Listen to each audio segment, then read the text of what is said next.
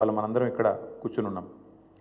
నిజంగా నిన్న రేవంత్ రెడ్డి గారు మాట్లాడిన మాటలు చూస్తే స్వతంత్ర భారతదేశ చరిత్రలోనే అత్యంత అసమర్థుడు, ఒక చేతగానివాడు, ఒక పనికిరాని దక్షత లేని పాలకుడు ఇంకొకరు లేరు ఈ దేశంలో అనేది మాత్రం తేలిపోయింది. అట్లాగే ఇంకోటి కూడా తేలిపోయింది. ఏవైతే వీళ్ళు ఒక 420 హామీలతో అభయ హస్తం అనే పేరు మీద ఇచ్చిన మేనిఫెస్టో, అందులో సబ్బండ వర్గాలకు కలిపి 420 హామీలు ఏవైతే ఇచ్చినరో, కాంగ్రెస్ మేనిఫెస్టో ఈ శతాబ్దపు అతిపెద్ద మోసం అనేది కూడా తేలిపోయింది. అట్లాగే కేసీఆర్ గారు చిలుకకు చెప్పినట్టు చెప్పిండ్రు తెలంగాణ సమాజానికి. ఢిల్లీ పార్టీలను నమ్మితే 60 ఏళ్ళు గోసపడ్డం, మళ్ళా మోసపోతే ఢిల్లీ పార్టీల చేతుల్లా మళ్ళా గోసపడతాం, మళ్ళీ ఆగమవుతాం అని చిలుకకు చెప్పినట్టు 100 సభలు మాట్లాడితే ప్రతి సభలో తెలంగాణ సమాజానికి ఒక అన్నగా, ఒక సోదరుడిగా, ఒక తండ్రిగా వారు చెప్పడం జరిగింది.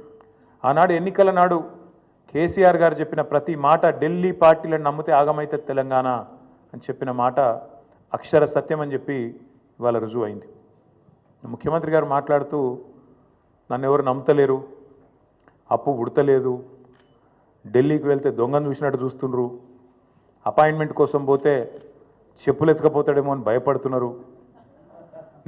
నాకు తెలిసి అయితే నాకు దగ్గర 48-49 ఏళ్ళు ఉన్నాయి. నేను కూడా రాజకీయాలను ఒక 35 ఏళ్ళకి వెళ్ళి చిన్నప్పటి నుంచి పేపర్లు చదివే అలవాటు ఉంది, టీవీ చూసే అలవాటు ఉంది, రాజకీయ కుటుంబంలో పుట్టినా కాబట్టి దగ్గర నేను కూడా ఒక 10-15 మంది ముఖ్యమంత్రులు వాళ్ళ నడవడిక, వాళ్ళ మాట తీరువన్నీ చూసినాను. నాకు పక్కన చాలామంది విశేషమైన అనుభవం కలిగిన వాళ్ళు ఉన్నారు.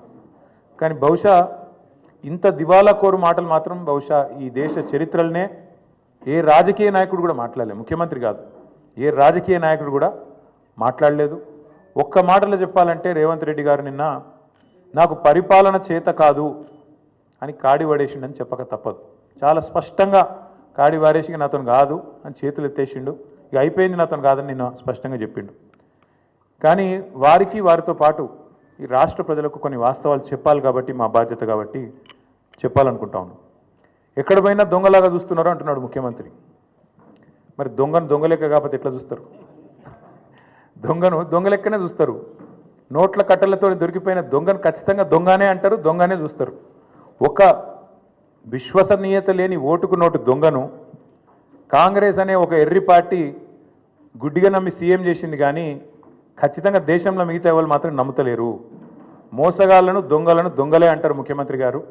ఖచ్చితంగా అది ఈరోజు కాదు, చివరి రోజు దాకా కూడా నీ పరిస్థితి అదే ఉంటుంది, యాద పెట్టుకోని చెప్తున్నా. తప్పు చేసింది దొంగ చేతికి తాళాలు ఇచ్చి కాంగ్రెస్ పార్టీ, రాహుల్ గాంధీ గారు. ఈరోజు మే 6, 2025 నేను మీ అందరు గుర్తు చేస్తున్నా. సరిగ్గా 3 సంవత్సరాల కిందట ఇదే రోజు మే 6, 2022 నాడు రాహుల్ గాంధీ గారు వరంగల్కి వచ్చినారు. రైతు డిక్లరేషన్ అనే పేరిట ఆ రోజు రాహుల్ గాంధీ గారు చెప్పిన మాటలు, 2 లక్షల రుణమాఫీ చేస్తామని, అట్లాగే రైతు భరోసా 15,000కు పెంచుతామని, అట్లాగే కౌలు రైతులకు రైతు బంధు ఇస్తామని, అట్లాగే రైతు కూలీలకు న్యాయం చేస్తామని వ్యవసాయ డిక్లరేషన్లో చెప్పి 3 సంవత్సరాలు దాటింది రాహుల్ గాంధీ గారు. అందుకే నేను అంటున్నా, తప్పు చేసింది రాహుల్ గాంధీ, తప్పు చేసింది ఏఐసిసి. దొంగ చేతికి తాళం ఇచ్చి ఇవాళ తెలంగాణ చేతికి చిప్పవచ్చే పరిస్థితి చేసింది ఖచ్చితంగా ఆల్ ఇండియా కాంగ్రెస్ కమిటీ, ముఖ్యంగా దానికి బాధ్యుడు లీడర్ ఆఫ్ ఆపోజిషన్గా ఉన్న రాహుల్ గాంధీ గారు అని చెప్పి నేను చెప్తా ఉన్నాను. అట్లాగే ఇవాళ ఎందుకు ఈ మాటలు, ఎందుకు ఈ ఫ్రస్ట్రేషన్ అని చెప్పి ఇప్పుడు కొంతమంది మిత్రులు వారితో కలిసి మేము వస్తున్నప్పుడు ఇక్కడికి కమలాకర్ గారు, నేను మాట్లాడుకుంటూ వచ్చినాం, వెంకటరమణారెడ్డి గారు, అట్లాగే మా ప్రశాంత్ రెడ్డి గారు మాట్లాడుకుంటూ వస్తుంటే వారందరూ అన్నది మాట ఒకటే, అధికారంలోకి వస్తామని వాళ్ళు అనుకోలేదు, అడ్డగోలుగా హామీలు ఇచ్చిండ్రు, నోటికొచ్చిన చెత్తవాగుడంతా వాగినరు, ఎవరేం చెప్తుంది రాసుకుంటూ వేయినరు, మేనిఫెస్టో అనుకుంటా. ఇవాళ ఏం చేయాలనో తెలుస్తలేదు, వచ్చినాక మొత్తం నాశనం చేసిండ్రు.